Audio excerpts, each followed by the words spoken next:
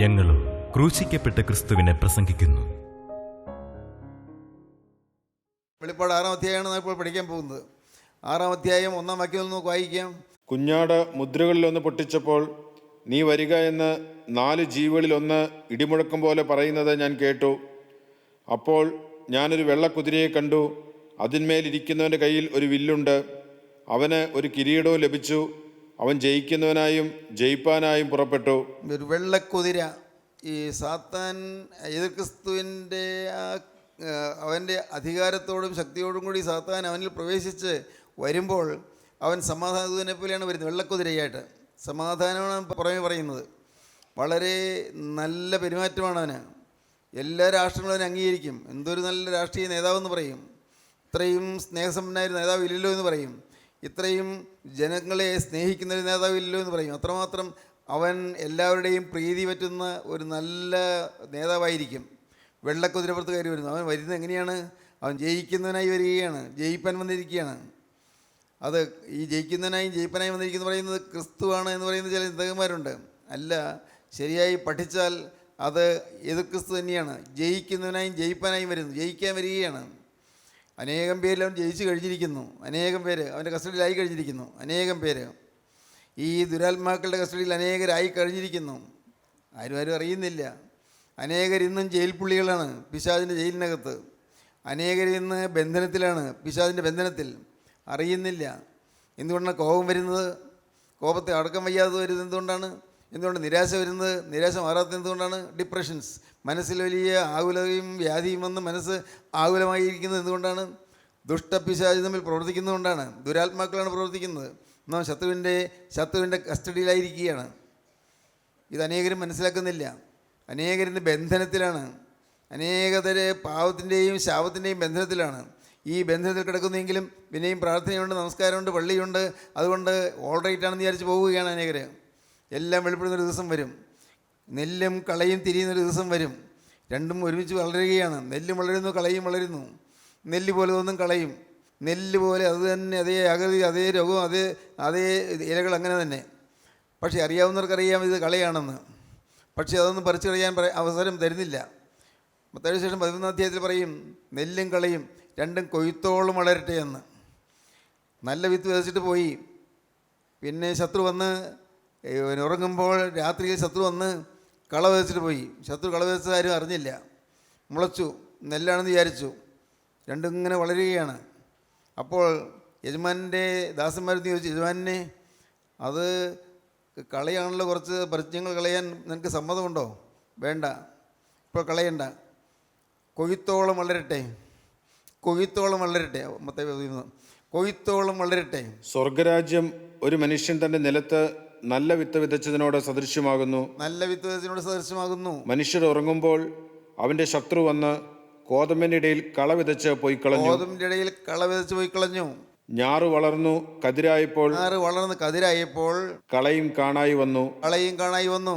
അപ്പോൾ വീട്ടുടയവന്റെ ദാസന്മാർ അവന്റെ അടുക്കൽ ചെന്ന്, യജമാനനെ, വയലിൽ നല്ല വിത്തല്ലയോ വിതച്ചത്? പിന്നെ കള എവിടെ നിന്ന് വന്നു എന്ന് ചോദിച്ചു. കള എങ്ങനെയാണ് വന്നത്, എവിടെ നിന്നാണ് വന്നതെന്ന് ദാസന്മാരിൽ യജമാനോട് ചോദിച്ചു. ഇത് ശത്രു ചെയ്തതാകുന്നു എന്ന് അവൻ അവരോട് പറഞ്ഞു. യജമാനൻ പറഞ്ഞു, നമുക്കൊരു ശത്രുവുണ്ട്, പിശാചുണ്ട്, അവൻ ചെയ്തതാണ്, ശത്രു ചെയ്തതാകുന്നു എന്ന് യജമാനൻ പറഞ്ഞു.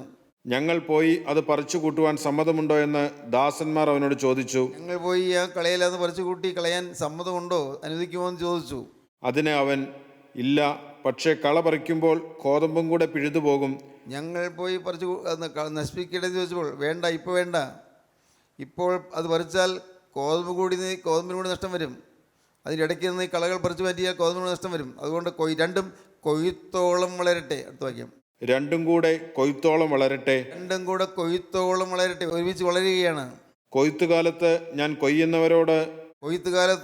കൊയ്യുന്നവരോട് മുമ്പേ കള പറിച്ചുകൂട്ടി ചുട്ടുകളയേണ്ടതിന് കെട്ടുകളായി കെട്ടുവാനും കോതമ്പ് എൻ്റെ കളപ്പുരയിൽ കൂട്ടിവയ്പ്പാനും കൽപ്പിക്കും എന്ന് പറഞ്ഞു. കളയെല്ലാം കെട്ടുകെട്ടായി കെട്ടി തീയിട്ട് ചുട്ടുകളയും, ഗോതമ്പോ അതെല്ലാം കളപ്പുരയിൽ കൂട്ടിവയ്ക്കും.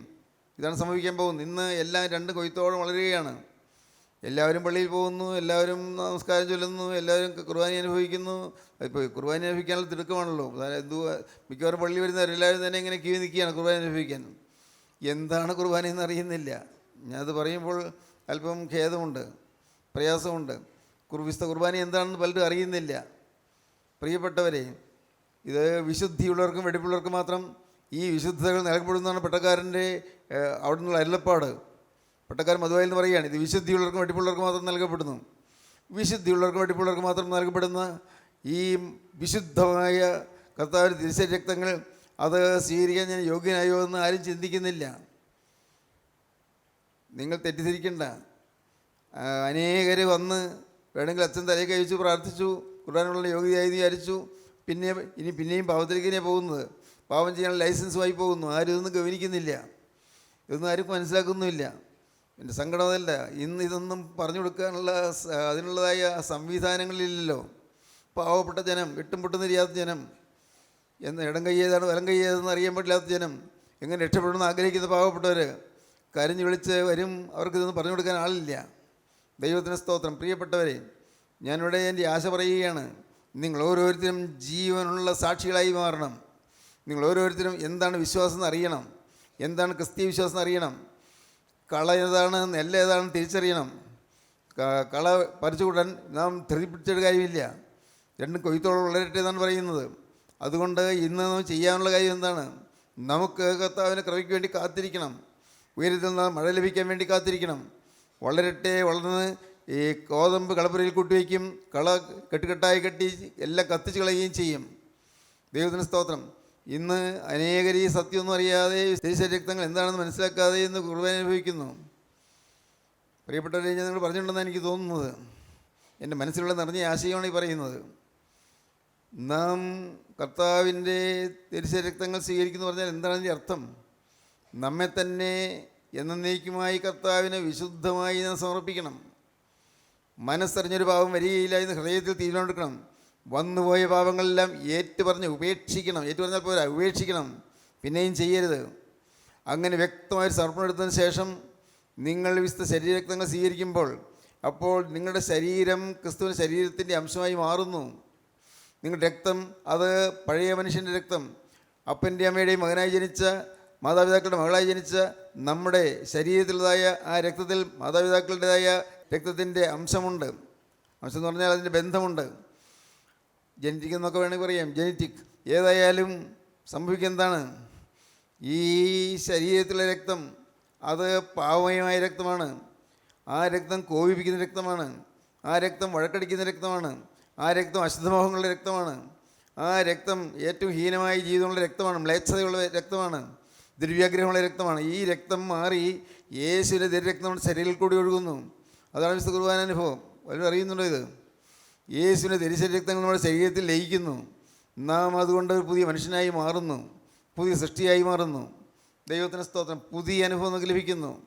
പഴയതും കഴിഞ്ഞുപോയി, പുതിയതായി തീരുന്നു. ദൈവത്തിന് സ്തോത്രം. ഇന്ന് പുറമേയുള്ളതായ ആചാരങ്ങളും അനുഷ്ഠാനങ്ങളും ഉണ്ടെങ്കിലും ആന്തരികമായ ജീവൻ നഷ്ടപ്പെട്ടു പോയിരിക്കുന്നു. ദൈവത്തിന് സ്തോത്രം. ആന്തരികമായ ജീവൻ നഷ്ടപ്പെട്ട് അങ്ങനെ പോകുമ്പോഴാണ് അന്ത്യക്രിസ്തുവിന് മണവാട്ടിയായിത്തീരുന്നത്. എതിർ ക്രിസ്തുവിന് മണവാട്ടിയായിത്തീരും. ഇപ്പോൾ ജീവൻ ദൈവത്തിൻ്റെ പരിശുദ്ധാത്മാവ് നമ്മെ ഒരുക്കിക്കൊണ്ടിരിക്കുകയാണ്. ഇന്ന് ഈ വചന ശുശ്രൂഷകൾ നടക്കുമ്പോൾ നാം നമ്മെ തന്നെ കാണണം. മറ്റൊന്നും വേണ്ട. നിങ്ങൾ നിൽക്കുന്ന സഭയിൽ തന്നെ പോയിക്കുള്ളൂ, ഒരു കുഴപ്പമില്ല. സഭയ്ക്ക് തെറ്റൊന്നുമില്ല. നിങ്ങൾ പോകുന്ന പള്ളിയിൽ തന്നെ പോയിക്കുള്ളൂ, പള്ളിക്ക് കുഴപ്പമൊന്നുമില്ല. നിങ്ങൾ സഭ മാറണ്ട, നിങ്ങൾ സമുദായവും മാറണ്ട. പ്രിയപ്പെട്ടവരെ, നിങ്ങളുടെ കാര്യം മാത്രം ചെയ്താൽ മതി. ഹൃദയം മാറ്റുന്ന ക്രിസ്തുവിനെ നിങ്ങൾ സ്വീകരിക്കൂ. നിങ്ങളുടെ ശരീരവും രക്തവും മാറി ക്രിസ്തുവിൻ്റെ ശരീരവും രക്തവുമായി മാറുന്ന, ക്രിസ്തുവിൻ്റെ തനി സ്വഭാവമായി മാറുന്ന അത്ഭുതകരമായ ആ വലിയൊരു പരിവർത്തനം നിങ്ങൾക്ക് അനുഭവിക്കാൻ നിങ്ങൾ ഒരുങ്ങുക. അതാണ് ആവശ്യം. ദൈവത്തിന് സ്തോത്രം. അത്ഭുതമായൊരു പരിവർത്തനം. കർത്താവിന് വലിയ നാമം മുഹൂർത്തപ്പെടട്ടെ. ആശയോട് പറയുകയാണ്, ദൈവത്തിന് സ്തോത്രം. ഒരു വലിയ പരിവർത്തനം വരികയാണ്. ആ പരിവർത്തനം എനിക്കുണ്ടാക്കാൻ സാധ്യമല്ല. ഇപ്പോൾ എൻ്റെ കാര്യത്തിലാണെങ്കിൽ എനിക്കുണ്ടാക്കാൻ സാധ്യമല്ല, മറ്റുള്ളവരുടെ കാര്യത്തിൽ എനിക്കുണ്ടാക്കാൻ സാധ്യമല്ല. അത് എൻ്റെ കർത്താവിൻ്റെ കരങ്ങളിലേക്ക് എന്നെ ഞാൻ ഏൽപ്പിക്കുകയാണ്. ഒരിക്കലായിട്ട് ക്രിസ്തു ഞാൻ പരിമേൽപ്പിക്കുകയാണ്. അതാണ് നടക്കേണ്ടത്. നിങ്ങൾ ഓരോരുത്തരും ചെയ്യേണ്ടത് അതാണ്. കർത്താവേ, ഞാൻ കാര്യങ്ങളൊന്നും മനസ്സിലാക്കിയില്ലായിരുന്നു, ഇപ്പോൾ നീ കുറേശ്ശെ മനസ്സിലാക്കി വരുന്നുണ്ട്. കർത്താവേ, എൻ്റെ ഈ ദേഹവും ദേഹിയും ആത്മാവും ഞാനിതാ തിരുവൻഭാഗം സമർപ്പിക്കുന്നു. സ്തോത്രം. എന്നെ തന്നെ തിരുമുമ്പായി ഞാൻ സമർപ്പിക്കുന്നു. കർത്താവേ, എൻ്റെ കയ്യിലുള്ള എല്ലാം എൻ്റെ വിദ്യാഭ്യാസമോ, എൻ്റെ ഭവനമോ, എൻ്റെ കുടുംബമോ, എൻ്റെ മക്കളോ, എൻ്റെ ഭാര്യ അല്ലെങ്കിൽ എൻ്റെ ഭർത്താവോ, എൻ്റെ മാതാപിതാക്കളോ, എൻ്റെ കർത്താവേ എനിക്കുള്ള വരുമാന മാർഗ്ഗങ്ങളോ, എൻ്റെ വീടോ, എല്ലാം എല്ലാമായിട്ട് ഞാനെന്ന വ്യക്തി ഇതാ എല്ലാം തിരുമുമ്പാകെ സമർപ്പിച്ചിട്ട് ഞാൻ കൈമാറി നിൽക്കുന്നു. അത് എൻ്റെ ഓരോ പിടുത്തവും മാറിയിട്ട് ഓരോന്നിനും എനിക്ക് പിടുത്തം ഉണ്ടായിരുന്നു. ഈ ഭൂമിയുള്ള പല കാര്യങ്ങളിൽ എനിക്കൊരു അറ്റാച്ച്മെൻ്റ് ഉണ്ടായിരുന്നു, ഒരു പിടുത്തം ഉണ്ടായിരുന്നു. അത് ഇതാ വിട്ടിരിക്കുന്നു. സ്തോത്രം, ദൈവത്തിന് സ്തോത്രം. എൻ്റെ പ്രിയപ്പെട്ടവരെ, നിങ്ങൾക്ക് മനസ്സിലാകുന്നു? അതെല്ലാം ഞാനിതാ വിട്ടു. കർത്താവേ, നിനക്കറിയാമല്ലോ, എനിക്കറിയാവുന്ന രീതിയിലെല്ലാം ഞാൻ വിട്ടല്ലോ. ഇപ്പോൾ ഞാനിതാ സ്വതന്ത്രനായി തിരുമുമ്പാകെ നിൽക്കുകയാണ്. എന്നെ നിനക്ക് തന്നിരിക്കുകയാണ്. നാഥാ, ഞാനും എനിക്കുള്ളതെല്ലാം യേശുവേ നിൻ്റേത്. പ്രിയപ്പെട്ടവർ, നിങ്ങൾ പറയാറില്ലേ ഇങ്ങനെ? ഞാൻ എനിക്കുള്ളതെല്ലാം യേശുവിൻ്റേത് പറയാറില്ലേ? ഇല്ലേ? പക്ഷേ പറച്ചിലേ ഉള്ളൂ, അനുഭവത്തിലാകുന്നില്ല. ഇന്ന് ഈ സമയത്ത് ഈ വചനം കേട്ടുകൊണ്ടിരിക്കുമ്പോൾ നിങ്ങളത് അനുഭവത്തിലാക്കണം. ഞാനും എനിക്കുള്ളതെല്ലാം യേശുവിൻ്റേത്. സ്തോത്രം. ഞാനും എനിക്കുള്ളതെല്ലാം യേശുവിൻ്റേത്. സ്തോത്രം. വ്യക്തമായ ഉറപ്പാണ്, ഒന്നിലും പറ്റുവാനുമില്ല. സ്തോത്രം. ഞാൻ ചിന്തിച്ചു, ഞാൻ പഠിച്ചു. എന്താണ് പഠിച്ചതെന്നറിയാമോ? ഞാനിപ്പോഴും പാപിയാണെന്ന്. അതാ പഠിച്ചത്. ഞാനിങ്ങനെയൊക്കെ പറഞ്ഞെങ്കിലും എനിക്ക് പാവമുണ്ട് എന്ന് ഞാൻ മനസ്സിലാക്കി, ഞാൻ പഠിച്ചു, ഗ്രഹിച്ചു. എന്നിൽ ഇപ്പോഴും ലോകം നിൽക്കുന്നു. ഞാനെന്ന് പറഞ്ഞ ആൾ മരിച്ചു പോയാൽ ഞാൻ ചിന്തിക്കുമോ? എന്നെ ഡെഡ് ബോഡിയായിട്ട് കിടക്കുന്നു, ഡെഡ് ബോഡി ചിന്തിക്കുമോ? ഇല്ലല്ലോ. എന്നതുപോലെ എൻ്റെ ആന്തരികമായി ഞാൻ ഡെഡായിട്ടില്ല. ആന്തരികമായി മരിച്ച് ഞാനെന്ന മനുഷ്യൻ ഇല്ലാതായിട്ട്, ദൈവത്തിന് സ്തോത്രം, ഞാനെന്ന മനുഷ്യൻ ഇല്ലാതായിട്ട് യേശുവിൽ ജീവിക്കുന്നതായ ഭാഗ്യം അത് വരണമെന്നാണ് എൻ്റെ ആശ. ദൈവത്തിന് സ്തോത്രം. അതിനുവേണ്ടിയാണ് സമർപ്പണം. ഇങ്ങനെ ഇപ്പോഴും ലോകത്തിൻ്റെ അറ്റാച്ച്മെൻ്റ് ഉണ്ട് എന്ന് കാണുമ്പോൾ വീണ്ടും സമർപ്പിക്കുകയാണ്. കർത്താവേ, ഞാൻ തെറ്റിപ്പോയി. ഞാൻ പറഞ്ഞു, എല്ലാം തന്നു ഞാൻ പറഞ്ഞെങ്കിലും തന്നില്ല കർത്താവേ. ചിലതെല്ലാം ഇപ്പോഴും പച്ചയായിട്ടുണ്ട്, അതും പിന്നെ ഏൽപ്പിച്ചു കൊടുക്കുകയാണ്. ദൈവത്തിന് സ്തോത്രം. ഈ ഭൗതികമായ കാര്യങ്ങളിൽ ഏതെങ്കിലും എനിക്കൊരു പ്രത്യേകത താല്പര്യം വരുമ്പോൾ അപ്പോൾ ഞാൻ മനസ്സിലാക്കുന്നു, കർത്താവേ, എൻ്റെ ജീവിതത്തിൽ കർത്താവേ ഇപ്പോഴും എൻ്റെ സ്വയം മരിച്ചിട്ടില്ല, എൻ്റെ ഈഗോ മരിച്ചിട്ടില്ല, എൻ്റെ എൻ്റെ അഹം മരിച്ചിട്ടില്ല. ഞാൻ അതും സമർപ്പിക്കുന്നു. പിന്നെയും മുന്നോട്ട് പോവുകയാണ്. ഓരോ കാര്യങ്ങളും ഇങ്ങനെ സമർപ്പിച്ച് മുന്നോട്ട് പോകുന്നു. ദിവസേന സമർപ്പണം മാത്രമല്ല, ദിവസേന ആന്തരികമായ ശുദ്ധീകരണം, ദിവസേന രൂപാന്തരം പ്രാപിക്കുന്നു. അങ്ങനെ അകത്തെ മനുഷ്യൻ വളർന്നു വരുന്നു, പുറമെയുള്ളവൻ ക്ഷയിച്ചു പോകുന്നു. 2 കൊരിന്ത്യർ 4-ാം അധ്യായം. അവൻ അകത്തെ മനുഷ്യൻ വളർന്നു വരുന്നു, പുറമെയുള്ള മനുഷ്യൻ ക്ഷയിച്ചു പോകുന്നു. അതുകൊണ്ട് ഞങ്ങൾ അധൈര്യപ്പെടാതെ, ഞങ്ങളുടെ പുറമേയുള്ള മനുഷ്യൻ ക്ഷയിച്ചു പോകുന്നുവെങ്കിലും ഞങ്ങളുടെ അകമേയുള്ളവൻ നാൾക്ക് നാൾ പുതുക്കം പ്രാപിക്കുന്നു. പുറമേയുള്ളവൻ ക്ഷയിച്ചു പോകുന്നു. ഈ ശരീരം മെലിഞ്ഞു പോകുന്നു, അല്ലെങ്കിൽ ക്ഷീണിച്ചു പോകുന്നു, അല്ലെങ്കിൽ ബലം കുറഞ്ഞു പോകുന്നു, വാർദ്ധക്യം വരുന്നു. പുറമേയുള്ള മനുഷ്യൻ ക്ഷയിച്ചു പോകുന്നു. എങ്കിലും അകമേയുള്ളവൻ, ദ ഇന്നർ മാൻ, അകത്തൊരാളുണ്ട്, അകത്തെ ഞാൻ, ദ ഇന്നർ മാൻ, അകമേയുള്ളവൻ നാൾക്ക് നാൾ പുതുക്കം പ്രാപിക്കുന്നു. എൻ്റെ സ്നേഹിതരെ, നിങ്ങൾക്ക് മനസ്സിലാകുന്നു? നാൾക്ക് നാൾ പുതുക്കം പ്രാപിക്കണം, എന്നും പുതുക്കം പ്രാപിക്കണം. ദൈവത്തിന് സ്തോത്രം. അതൊരു മഹാഭാഗ്യമാണ്. എന്നും പുതുക്കം കിട്ടുക. സ്തോത്രം. എന്നും രാവിലെ എഴുന്നേറ്റ് കർത്താവിൻ്റെ പാദപീഠത്തിലിരുന്ന് ഒന്നുകൂടി ജീവിതം ശോധന ചെയ്ത് ഓരോന്നോരോന്ന് സമർപ്പിച്ച് കഴിഞ്ഞിട്ട് പുതുക്കം പ്രാപിച്ചനായി എഴുന്നേൽക്കുന്നു. പിന്നീടുള്ളതായ ജീവിത വ്യാപാരങ്ങളിൽ, ജീവിത രംഗങ്ങളിലെല്ലാം ചിലപ്പോൾ ലോകമയത്വം കടന്നു വരുന്നു, അല്ലെങ്കിൽ ജഡ സ്നേഹങ്ങൾ കടന്നു വരുന്നു, ജഡ ഇമ്പങ്ങൾ കടന്നു വരുന്നു. ദൈവത്തിന് സ്തോത്രം. പ്രകടമായ പാപത്തിലേക്ക് പോയി എന്നല്ല പറയുന്നത്. ചില ചിന്തകളിൽ ലോകത്തോടുള്ളതായ മമത, ദറ്റ് അറ്റാച്ച്മെൻറ്റ് ടുവേഴ്സ് വേൾഡ്, ലോകത്തുള്ള മമത, അത് മാറണം. അത് മാറി വരുന്നില്ല. സമർപ്പിക്കുന്നു. പിന്നെയും വൈകുന്നേരം വന്ന് കത്തുവാതിൽ തനിയിരിക്കുമ്പോൾ അപ്പോഴാണ് മനസ്സിലാക്കുന്നത്, കർത്താവേ, ഇല്ല, ഞാൻ സമർപ്പിച്ചെന്ന് പറഞ്ഞെങ്കിലും മുഴുവനായിട്ടില്ലല്ലോ, സമർപ്പണം ശരിയായിട്ടില്ലല്ലോ. പിന്നെയും സമർപ്പിക്കുകയാണ്. ദൈവത്തിന് സ്തോത്രം. എല്ലാം ഭരമേൽപ്പിച്ച് കിടന്ന് ഉറങ്ങുകയാണ്. എല്ലാം കർത്താവേ, നാളെ പ്രഭാതത്തിൽ ഞാൻ എഴുന്നേറ്റില്ലെങ്കിലോ, കർത്താവേ, വിശുദ്ധന്മാർ കൂടുന്ന നിൻ്റെ മണവാട്ടി സഭ ചേർക്കപ്പെടുന്ന ആ സമയത്ത് ആ കൂട്ടത്തിൽ ഞാനും ചേർക്കപ്പെടുമാറാകണമേ. സ്തോത്രം. എൻ്റെ കർത്താവേ, രാവിലെ ഉറങ്ങുമ്പോൾ അരികിൽ കാവലെനിക്ക് ആ തിരരക്തം, നിൻ്റെ തിരരക്തം എനിക്ക് ചുറ്റും കാവലായി നിൽക്കണമേ. കർത്താവേ, നിൻ്റെ രൂപത്തിന് സദാ നീ വിടുതൽ നേടണമേ. നിൻ്റെ ഛായയിൽ, നിൻ്റെ രൂപത്തിൽ, നിൻ്റെ ആകൃതിയിൽ നീ നിർമ്മിച്ച മനുഷ്യനായി എനിക്ക് കർത്താവേ, നീ എപ്പോഴും പാപത്തിൽ നിന്നും ലോകത്തിൽ നിന്നും സ്വാതന്ത്ര്യം തരണമേ, വിടുതൽ തരണമേ. കർത്താവേ, നിൻ്റെ സ്വരൂപത്തിൽ സൃഷ്ടിക്കപ്പെടാൻ എനിക്ക്, എൻ്റെ കർത്താവേ, നീ സദാ വിടുതൽ നേടണമേ. ഒരിക്കലും ലോകമയത്വം വരാതെ എന്നെ കാത്തുകൊള്ളണമേ. അനേകർക്കും പ്രകടമായ പാപമൊന്നുമില്ല, എനിക്കറിയാം. നിങ്ങൾ അനേകം പേരും മദ്യപാനം വിട്ടവരാണ്, അല്ലെങ്കിൽ വേണ്ടാത്ത പ്രകൃതങ്ങളെല്ലാം വിട്ടവരാണ്, അസൂയയും പകയും വിദ്വേഷവും ഒക്കെ വിട്ടവരാണ്, കോപാക്രാന്തമായ പെരുമാറ്റവും ക്രോധവും ശുണ്ഠിയും മുൻകോപവും ദുർവാശിയും എല്ലാം വിട്ടവരാണ്. പലതരത്തിൽ മേന്മയുള്ളവർ തന്നെയാണ്. പക്ഷേ അകത്താണ് നടക്കേണ്ടത്. അകത്തെ മനുഷ്യൻ ലോകമയത്വം കൊണ്ടിരിക്കുന്നു. ലോകത്തോടുള്ളതായ അറ്റാച്ച്മെൻറ്റ്, ലോകത്തോടുള്ളതായ പറ്റുമാനം വിട്ടിട്ടില്ല. ദൈവത്തിന് സ്തോത്രം. നിങ്ങൾക്ക് മനസ്സിലാകുന്ന ഞാൻ പറയുന്നത്, ലോകത്തോടുള്ള പറ്റുമാനം, ഏതെങ്കിലും ലോകകാര്യങ്ങളിൽ നമ്മുടെ മനസ്സ് വെപ്രാളപ്പെടുന്നുണ്ടെങ്കിൽ അതിൻ്റെ അർത്ഥം ആ ലോകത്തോടുള്ളതായ മഹത്വം ഇനി വിട്ടിട്ടില്ല എന്നാണ്. അതിനാണ് നിർമ്മമത്വം എന്ന് പറയും. നിർമ്മമത്വം, ലോകത്തോടുള്ള ഡിറ്റാച്ച്മെൻറ്റ്. ദൈവത്തിന് സ്തോത്രം. ഭാഷ ഏതുമാകട്ടെ, വാക്കേതായാലും കുഴപ്പമില്ല. നിർമ്മമത്വം, ഒന്നിന് അറ്റാച്ച്ഡായി നിൽക്കരുത്. സ്തോത്രം. ലോകത്തിൽ യാതൊരു കാര്യത്തിലും നമ്മൾ പറ്റിപ്പിടിക്കരുത്. ചേമ്പിലയിൽ വെള്ളം വീണാൽ എന്ത് ചെയ്യും? വെള്ളമാണ് വീണത്, പക്ഷേ ആ ചേമ്പിലയിൽ വെള്ളം വീണാൽ ആ വെള്ളം അങ്ങ് ഊർന്നു പോകും. ചേമ്പിലയിൽ പിന്നെ തുള്ളി വെള്ളം പോലും കാണുകയില്ല. എന്നതുപോലെ നമ്മുടെ ജീവിതത്തിൽ ലോകത്തിൻ്റെ കാര്യങ്ങളൊക്കെ വരും, പക്ഷേ അതെല്ലാം അപ്പോൾ തന്നെ ഒഴുകിപ്പോകും. ഇവിടെ പറ്റിപ്പിടിക്കുകയില്ല. നിർമ്മമത്വം വരണം. സ്തോത്രം. ഏത് ക്രിസ്തുവിൻ്റെ മണവാട്ടി, അവൾ നാശയോഗ്യനായ അധമൂർത്തിയായവൻ്റെ മണവാട്ടിയായി അവൾ തന്നെ നാശത്തിന് കൊടുത്തിരിക്കുകയാണ്. അവൾ അറിയുന്നില്ല. അറിയാതെ ഏത് ക്രിസ്തുവിൻ്റെ മണവാട്ടിയായി പോകുന്നു. വെള്ളക്കുതിരപ്പുറത്ത് കയറി വരുന്നവൻ അവൻ സൗമ്യനായി, ശാന്തശീലനായി, സ്വഭാവ ശുദ്ധിയുള്ളവനായി വരുന്നു.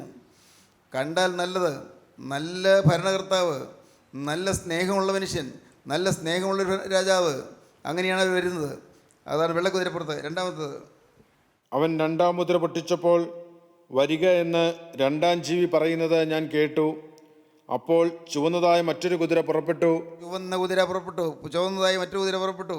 അതിൻ്റെ പുറത്തിരിക്കുന്നവന് മനുഷ്യർ അന്യോന്യം കൊല്ലുവാൻ തക്കവണ്ണം ഭൂമിയിൽ നിന്ന് സമാധാനം എടുത്തു കളയേണ്ടതിന് അധികാരം ലഭിച്ചു. ഒരു വലിയ വാളും അവന് കിട്ടി. സ്തോത്രം. എസ്കേൽ പ്രവാചകന്റെ പുസ്തകം 7-ാം അധ്യായം 25-ാം വാക്യം വായിക്കാം. എസ്കേൽ 7:25. നാശം വരുന്നു, അവർ സമാധാനം അന്വേഷിക്കും, എന്നാൽ അത് ഇല്ലാതെ ഇരിക്കും. സമാധാനം അന്വേഷിക്കും, അതില്ലാതെ ഇരിക്കും. സമാധാനം അന്വേഷിക്കും, പക്ഷേ ഇല്ലാതെ ഇരിക്കും. കാരണം സമാധാനം മനുഷ്യൻ അന്വേഷിക്കുന്നുണ്ട്, സമാധാനം കിട്ടുന്നില്ല. ഈ ചുവന്ന കുതിര പുറത്ത് കയറി വരുന്നവൻ, ചുവന്ന കുതിര, അത് വരാൻ പോകുന്നതായ നാശത്തെ കാണിക്കുന്നു. എസ്കേൽ പ്രവാചകന്റെ പുസ്തകം 7-ാം അധ്യായം 19-ാം വാക്യവും 7-ാം അധ്യായം 10-ാം വാക്യം വായിക്കാം. അവർ തങ്ങളുടെ വെള്ളി വീതികളിൽ എറിഞ്ഞുകളയും, പൊന്ന് അവർക്ക് മലമായി തോന്നും. അവരുടെ വെള്ളിക്കും പൊന്നിനും യഹോവയുടെ കോപ ദിവസത്തിൽ അവരെ വിടുവിപ്പാൻ കഴിയുകയില്ല. അതിനാൽ അവരുടെ വിശപ്പടങ്ങയില്ല, അവരുടെ വയറ് നിറയുകയുമില്ല. 7-ാം അധ്യായം 10-ാം വാക്യം വായിക്കാം. ഇതാ അത് വരുന്നു, നിന്റെ ആപത്ത് പുറപ്പെട്ടിരിക്കുന്നു. ആപത്ത് പുറപ്പെട്ടിരിക്കുന്നു. വടി പൂത്ത് അഹങ്കാരം തളർത്തിരിക്കുന്നു. അഹങ്കാരം തളർത്തുകൊണ്ടിരിക്കുന്നു.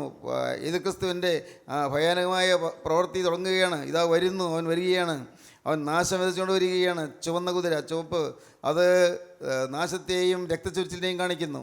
വലിയ രക്തച്ചൊരിച്ചിലുണ്ടാകും, വലിയ യുദ്ധങ്ങളുണ്ടാകും. യുദ്ധം എന്ന് പറഞ്ഞാൽ സാധാരണ യുദ്ധമല്ല, കൂട്ടത്തോടെയുള്ള കൂട്ടക്കൊലകൾ നടക്കും. അതെല്ലാം ഇന്നും കുറേയേറെ നടന്നുകൊണ്ടിരിക്കുന്നുണ്ട്. എന്നാൽ അന്ന് യേശു ക്രിസ്തുവിൻ്റെ ആ ഭരണകാലം വരുമ്പോഴേക്കും വലിയ വലിയ മുറവിളി ഉണ്ടാകും, കൂട്ടക്കൊലകളുണ്ടാകും, അനേകർ വധിക്കപ്പെടും. ചുവന്ന കുതിര നാശത്തെ കാണിക്കുന്നു, വധം, കൊലപാതകത്തെ കാണിക്കുന്നു. ദൈവത്തിന് സ്തോത്രം. അപ്പോൾ ചുവന്നതായ മറ്റൊരു കുതിര പുറപ്പെട്ടു. അതിൻ്റെ പുറത്തിരിക്കുന്നവന് മനുഷ്യർ അന്യോന്യം കൊല്ലുവാൻ തക്കവണ്ണം ഭൂമിയിൽ നിന്ന് സമാധാനം എടുത്തു കളയേണ്ടതിന് അധികാരം ലഭിച്ചു. 3.5 കൊല്ലം സമാധാനവാഹകനായി നിന്നിരുന്ന യേശു ക്രിസ്തു ഇപ്പോൾ അവൻ ക്രൂരനായി മാറുകയാണ്. അവൻ ചുവന്ന കുതിരപ്പുറത്താണ് കയറി വരുന്നത്. അവൻ ഭീകരനായി വരികയാണ്, അവൻ കൊല്ലുന്നതിനായി വരികയാണ്. അതിൻ്റെ പുറത്തിരിക്കുന്നവന് മനുഷ്യ അന്യോന്യം കൊല്ലുവാൻ തക്കവണ്ണം ഭൂമിയിൽ നിന്ന് സമാധാനം എടുത്തു കളയേണ്ടതിന് അധികാരം ലഭിച്ചു. മനുഷ്യ അന്യോന്യം കൊല്ലുന്നു, വലിയ വലിയ രക്തച്ചൊരിച്ചിലുണ്ടാകും. രക്തച്ചൊരിച്ചിൽ ഇന്ന് ലോകത്തെമ്പാടും രക്തച്ചൊരിച്ചിലെല്ലാം ഉണ്ട്, പല സ്ഥലങ്ങളിലതുണ്ട്. യേശു ക്രിസ്തു അവൻ്റെ പടവാളുമായി ഇറങ്ങി പുറപ്പെട്ടിരിക്കുകയാണ്. പക്ഷേ അക്ഷരീയമായ രംഗത്ത് വന്നിട്ടില്ല. അധർമ്മത്തിൻ്റെ മർമ്മം അത് മറിഞ്ഞിരിക്കുകയാണ്. ഇപ്പോഴേ വ്യാപരിക്കുന്നുണ്ട്, പക്ഷേ മറിഞ്ഞിരിക്കുകയാണ്. അവൻ മറിഞ്ഞിരിക്കാതെ പുറത്തേക്ക് വരുന്ന സമയം ചുവന്ന കുതിര പുറത്ത് കയറി വരുന്നു. വലിയ കൊലപാതകങ്ങളും നാശങ്ങളും കൂട്ടക്കൊലകളും ഉണ്ടാകും. വലിയ വലിയ അപകടങ്ങൾ സംഭവിക്കും. അടുത്തത്, 3-ാം മുദ്ര പൊട്ടിച്ചപ്പോൾ വരിക എന്ന 3-ാം ജീവി പറയുന്നത് ഞാൻ കേട്ടു. അപ്പോൾ ഞാൻ ഒരു കറുത്ത കുതിരയെ കണ്ടു. കറുത്ത കുതിരയാണ് പിന്നെ വരുന്നത്. കറുത്ത കുതിരയെ കണ്ടു, അത് മരണത്തെ കാണിക്കുന്നു. അടുത്ത വാക്യം, അതിന്മേലിരിക്കുന്നവൻ ഒരു തുലാസ കയ്യിൽ പിടിച്ചിരുന്നു. ഒരു പണത്തിന് ഒരിടങ്ങഴി കോതമ്പ്, ഒരു പണത്തിന് 3 ഇടങ്ങഴി യവം, എന്നാൽ എണ്ണയ്ക്കും വീഞ്ഞിനും കേടുവരുത്തരുത് എന്ന് 4 ജീവികളുടെ നടുവിൽ നിന്ന് ഒരു ശബ്ദം ഞാൻ കേട്ടു. വലിയ ക്ഷാമമുണ്ടാകും. ഈ റേഷൻ സമ്പ്രദായം പോലെ ഒരു പണത്തിന് ഒരിടം കഴി ഗോതമ്പ് എന്നൊക്കെ പറയുന്ന പോലെ ആ പറഞ്ഞിരിക്കുന്ന അളവ് അതുപോലെയല്ല ഉദ്ദേശിക്കുന്നത്. അതുപോലെ വളരെ തുച്ഛമായിട്ടേ ആഹാരം കിട്ടുകയുള്ളൂ, ആഹാര സാധനങ്ങൾ കിട്ടുകയുള്ളൂ. ക്ഷാമം കൊടുമ്പിരി കൊണ്ടുവരും. ദേശത്തെമ്പാടും ക്ഷാമം വരും, കൊലപാതകങ്ങൾ നടക്കും, ക്ഷാമം വരും. തന്നെയല്ല, മനുഷ്യൻ അന്യോന്യം കടിപിടി കൂടും, ജീവിക്കാൻ മാർഗമില്ലാതായതുകൊണ്ട് ഉള്ളവൻ്റേത് തട്ടിയെടുക്കാനുള്ള ശ്രമങ്ങൾ നടക്കും. എല്ലാം എതിർക്രിസ്തുവിൻ്റെ ഭരണകാലത്ത് വരാൻ പോകുന്ന കാര്യങ്ങളാണ്. ഭാഗികമായി ഇന്നതെല്ലാം കുറേയെല്ലാം ഉണ്ട്. പക്ഷേ എതിർക്രിസ്തുവിൻ്റെ ഭരണകാലത്ത് വലിയ കൊള്ളകൾ നടക്കും, വലിയ കവർച്ചകൾ നടക്കും, കൂട്ടക്കൊലകൾ നടക്കും.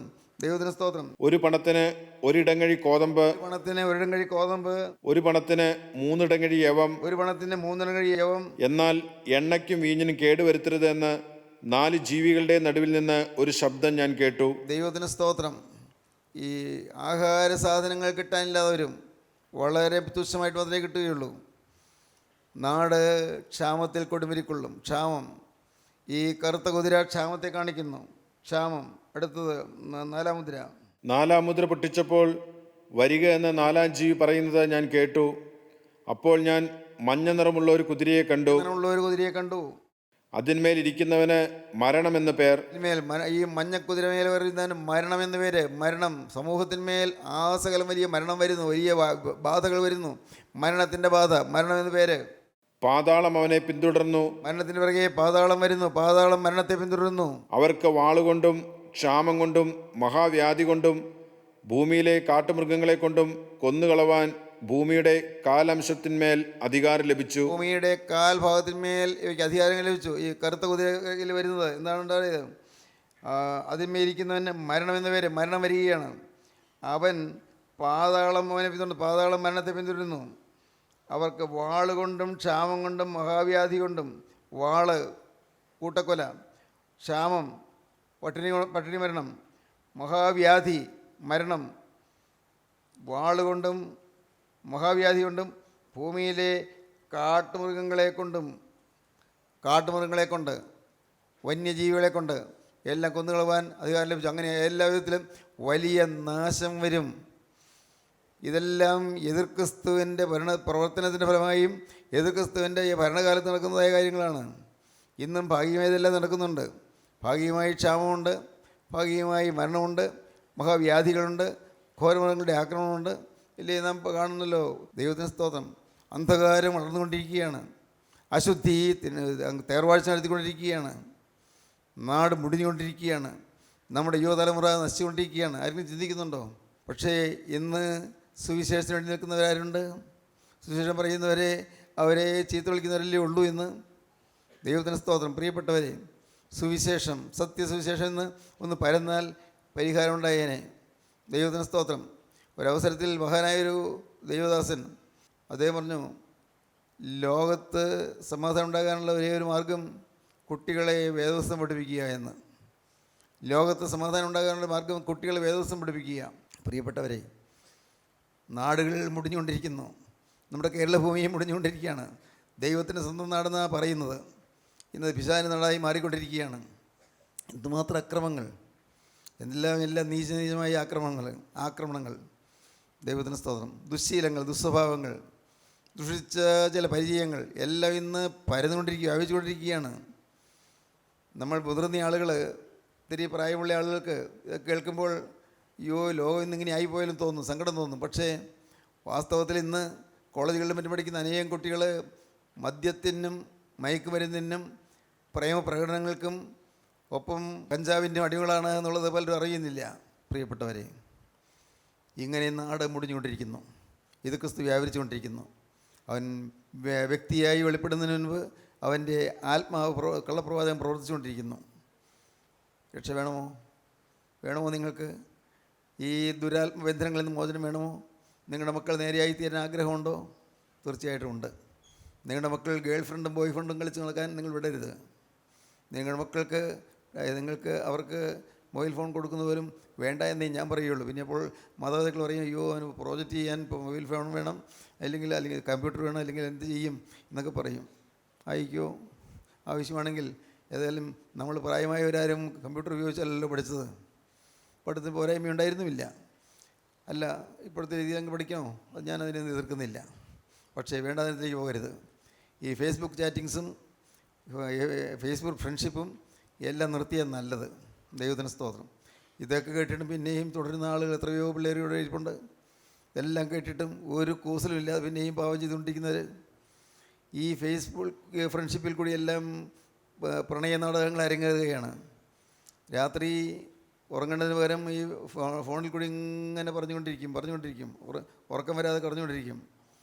അടുത്ത് ആ റൂമിൽ തന്നെ കിടക്കുന്ന മറ്റേ സ്റ്റുഡൻസ് അവർ ഇവരുടെ രഹസ്യ ഭാഷണം കേൾക്കാൻ ഉത്സാഹിക്കുന്നില്ല. ആരോടോ വർത്തമാനം പറഞ്ഞുകൊണ്ടിരിക്കുകയാണ്. ദൈവത്തിന് സ്തോത്രം. രാത്രി എത്ര വൈകിയാലും ആ വർത്തമാനം തുടർന്നുകൊണ്ടിരിക്കും. കാരണം ഈ ഫേസ്ബുക്ക് ഫ്രണ്ട്ഷിപ്പ്. ദൈവത്തിന് സ്തോത്രം. ഈ പ്രായമായി നിങ്ങൾക്ക് പലർക്കും മനസ്സിലാകുന്നില്ല ഈ പറയുന്നത്, അല്ലേ? മനസ്സിലാകുന്നില്ല. ലോകം നശിച്ചുകൊണ്ടിരിക്കുകയാണ്. എതിർ ക്രിസ്തു ആണുകൊണ്ടിരിക്കുകയാണ്. എതിർ ക്രിസ്തുവിൻ്റെ വ്യാപാരം നടന്നുകൊണ്ടിരിക്കുകയാണ്. നമുക്ക് എന്ത് ചെയ്യാൻ പറ്റും? സ്തോത്രം. It is better to light a candle than to curse the darkness. Hallelujah. It is better to light a candle, ഒരു ചെറുതിരിയെങ്കിലും കത്തിക്കുമോ, than to curse the darkness. ഇരുട്ടിനെ ശപിക്കണ്ട.